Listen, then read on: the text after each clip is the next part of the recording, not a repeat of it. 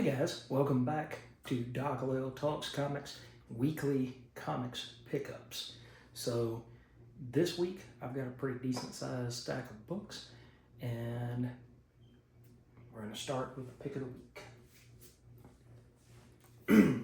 I don't think this book came out this week, but my pick of the week was Superman, issue number 37 by Mark Waid and Dan Mora.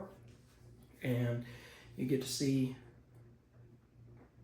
CK, as he calls himself, to Ma and Pa Kent. You get to see him try to continue to be a superhero.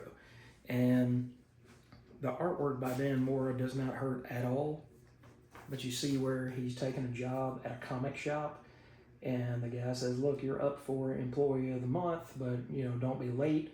You love these characters, you're willing to get in arguments about them, you know everything about everything, but I need you to be passionate about being on time. So it's another juggling act with him about how do I juggle my responsibilities as Superman, Superboy, Superboy Prime, however you want to say it. How do I juggle that responsibility with being on time to my job? It's definitely a classic trope for people who are teenagers growing into early 20s, is they have to learn to juggle, okay, well, I'm out of school. I don't have to deal with that anymore. But what do I have to deal with after that? And the answer usually is job, love life, relationships, working on taxes. It's starting to get all these things together. That's what happens. And you do get to see that Prime is not a complete jerk, and that he visits Crime Alley. And he says, man, this is not what I thought it was going to be. He's like, I wouldn't think that they would feel this morbid and gross. And at that point, Damian Wayne, Robin, attacks him and says, what are you doing here? Get out of my city. And he tries to strike up a friendship with Damian. He's like, I just want to understand more about this world. I want to understand more about, Batman and you. And more importantly, you were an assassin. How did you beat the rap of being a bad guy? What did you do to beat that rap? Because I want people to think of me as heroic. I don't want them to think of me as childish or immature or a mass murderer.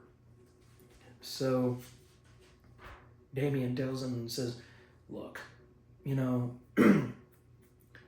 just don't care what people think. And since I don't care what people think, then whatever I do doesn't affect me.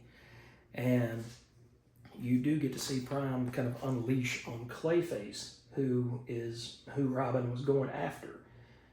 And in that time, you get to see Clayface try to make a version of Superman. And Superboy Prime does not appreciate that at all, freezes him, and then blows him apart with his fists. He's like, playing with my emotions like that is just rude, Clayface. So, thank you again, Mike, for this recommendation. This book is really amazing. You get to see the heroic side of CK. You get to see him try to step up and be half the man that Clark has always been. And who knows, maybe in the end, this redemption arc will go somewhere, and you'll get to see Superman show his love and respect for Superboy Prime. Okay. Now for this week, we have Dork, issue number 4 by Brett Bean. And who else worked on this book? Jean-Francois Belleau and Nate Picos. And you open the book with this giant 3-headed dog. So it's not Cerberus, but it's funny to see. Let's see. It says, now a giant 3-headed dog wants to use him as a chew toy, and all Dork wanted was a piece of meat. And so it's called a Throg. So a 3-headed dog, I suppose. And he ends up knocking the Throg down using the, using his shield.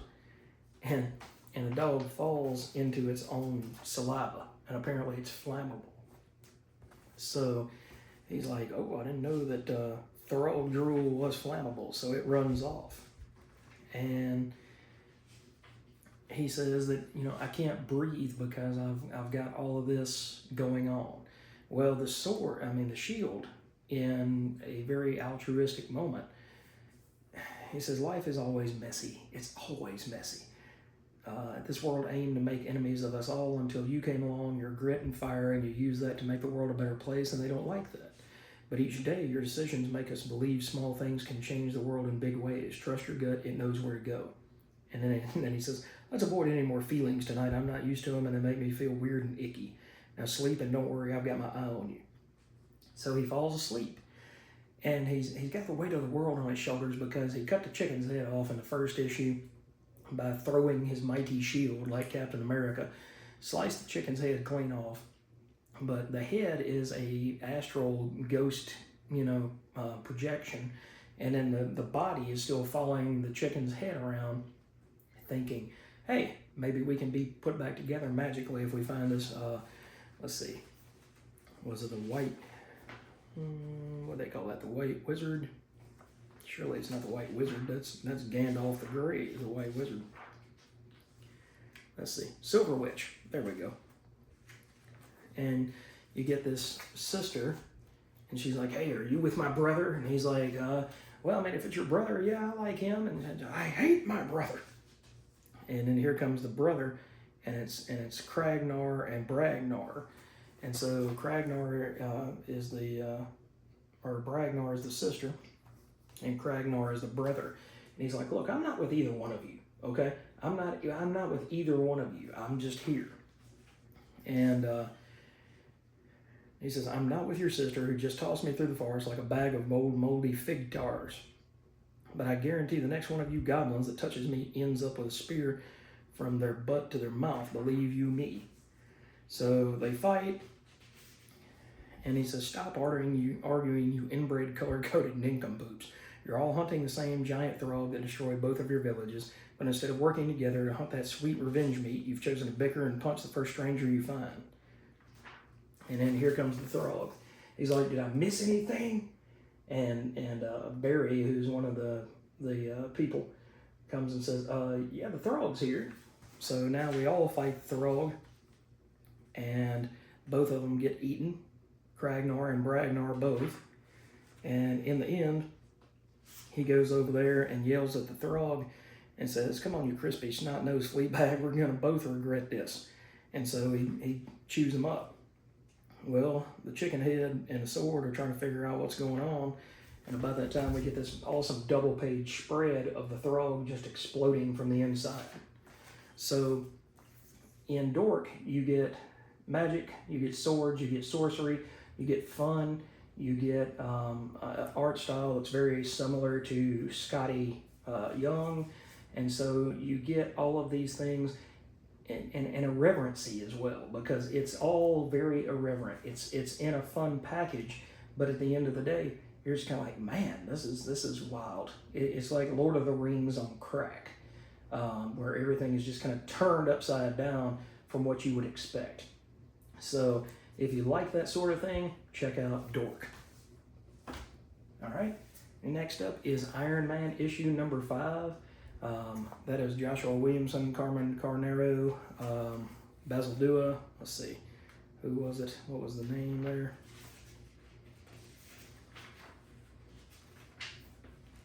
Don't tell me the thing was all the way at the end. I think it was, though.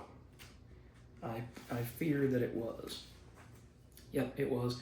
Artist are Carmen Carnero and Jan Basil Dua. Color artist is Nolan Woodard, and lettered by Joe Caramagna. Or Caramagna, I'm sorry. So this one I call Tony versus Fixer, and I also call it Where Tony Finds a Soul. A lot of people have said over the years that Tony is not very, he doesn't care about the casualties of war, okay? He cares about the lives that are lost, the innocent lives, but he doesn't really care about global peace. That's not what he's really trying to accomplish. But he's decided here that seeing what AIM is trying to do with all of these intellectuals. They were trying to gather all these intellectuals together to create the next Tony Stark. Well, one of them got killed, or at least maimed, terribly, and one named Adam. And you get to see a different side of Tony at the end of the issue. Madame Mask actually throws him, he pushes the button to try to get his armor to come up, and finally it works. And he says, what did they do? And she said, I knew you wouldn't leave, so I had AIM give your armor one last command code. I may not be able to create a new you, but at least I can help you live. And the shield helicarrier that AIM had somehow taken over in the previous issue crashes into the side of a mountain, and they don't find any survivors. Well, at the end of the day, you get to see Tony go and talk to all of these think tank people that had been captured by AIM. And he goes into it and he says, we'll call it Stark's School of Super Science. I'm still workshopping that name. AIM was wrong because I was wrong. I worried the world might create another me, but that's not what we need. We need more of you, bright young minds. It's time I do for others what was done for me in my whole life, and I share my knowledge with you. During his fight with the Fixer, who was the advanced Iron Man earlier in the issue, he told Norbert Ebersol, he said, the one thing that I had throughout my whole life was I had others. You've done all this by yourself, but I understand the human cost. So he says, there will come a day when I am outdated and when I'll be replaced as fast as as I change armor designs. The future will move on without me, but at least I can help play a role in it. I know now that to invest in the future, we shouldn't invest in technology, but instead we must invest in people. I hope you take this opportunity to learn from me while you learn from each other, not to build more armor, but to see how you can make the world a better place. And he says, if you decide to stay, let's get to work. So that's what I like about this Josh Williamson run, is that you're getting a lot of humanity out of Tony that is something that you don't really get. I've talked about these issues with the War Machine armor in one of my previous videos, and Tony did not pick that particular armor other than to say might makes right. But here, he's a different Tony Stark, and he's saying we can create a better future for our children, for our grandchildren, but we have to work together, and it's not to make weapons of war, it's not to make armor, but instead it's to create a better world where people see people like us working together to create instead of to destroy, to tear down, to create war machines. Instead, we need to create things that will better the entirety of society rather than better weapons to kill ourselves. Okay, next up is Something is Killing the Children, issue number 47 by James Tynion IV, Werther Dell'Edera on art. And here you get to see the continuation. Sorry guys, my nose is itching. You get to see Erica Slaughter with Jessica, and Jessica's telling her, you need to be nicer to Cecilia. You need to buckle up, because one day they're going to make you go out here on your own, and whether or not you're prepared is going to come down to you, not to me. And she said, it's not wrong to want to push back. It's not wrong to save people, but the secret is important. Stories make more of these things. They keep spreading past what we can contain, and that's a lot of dead kids. And she says, instead of one kid. And Jessica goes back and says, yeah. So meanwhile, you get Cecilia, and Cecilia is talking to Mandy, who's the kid in this particular storyline. And it comes down to it that Jessica knows that Cecilia pushed this girl off of a balcony. So it takes a really dark turn. And she says to Erica, you have to be better than her. You can't be like her. I'm sorry, it was a different hunter that was actually, let's see. I don't remember that hunter's name off the top of my head. I'm sorry, but anyway. So at the end, you do get to see Jessica here confront Cecilia about things, and she's just split fat-faced drunk. And in the end, she looks at Cecilia and she says, I guess this is what she saw right before the end, the woods where she just saw her whole family was killed. And so she falls backwards over a cliff. And Cecilia yells and screams, Jessica. So, you know, I told you that if I didn't have any action by issue 50 that I was going to drop this book. And it looks like we're starting to crank up the action just a little bit with James Tynion and Company.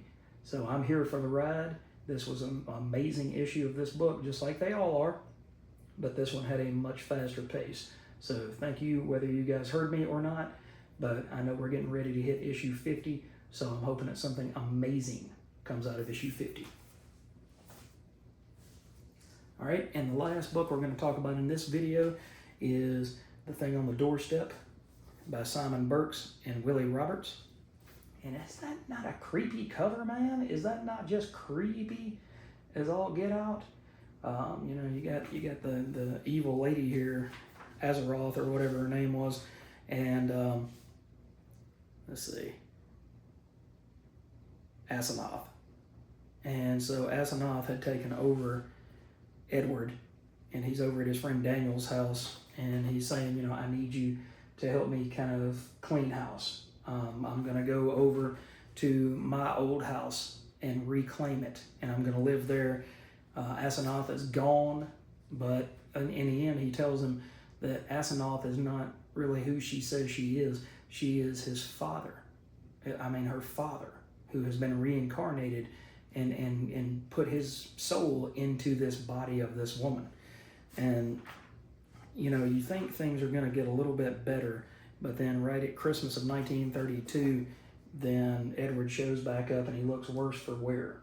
You know, he's not sleeping, he's having a hard time. And he's talking about the Yuggoth cultures and a lot of the Cthulhu mythos. You know, he says, my brain, my God, my brain, from beyond, knocking, clawing, the she-devil, even now, Ephraim. And it says, Kamog, the pits of the Shoggoths.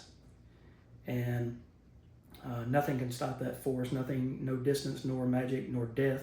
It comes mostly at night. I can't leave. And so eventually they gave him a sleeping sedative, and he does go to sleep.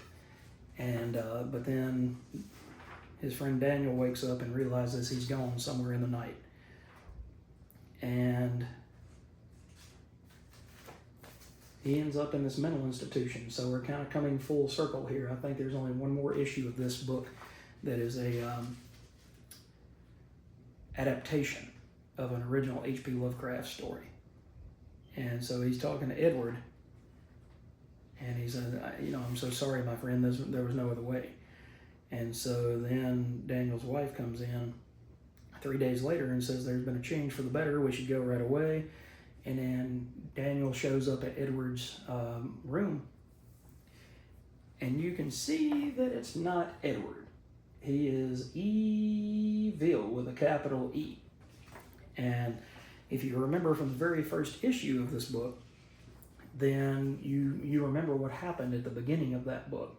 So now you're kind of coming full circle. So this was an amazing adaptation of H.P. Lovecraft's work. You can see the love and the care from both Simon Burks as the writer and Willie Roberts as the artist. That both of these people care very greatly about giving 110% to this particular adaptation. And I can't wait to see how this ends. All right, and the last two books I'm going to mention, but we'll do initial assessment videos on those coming up, is Conan and Dragonero, issue number 1 from Titan Comics. And this is written by, not Jim Zub, this is written by Stefano Vietti and Luca Enoch, Lorenzo Nuti on art and colors, Richard Starkings and Comic Craft, Titanic Tyler Smith on lettering, and Chris Batera is the editor.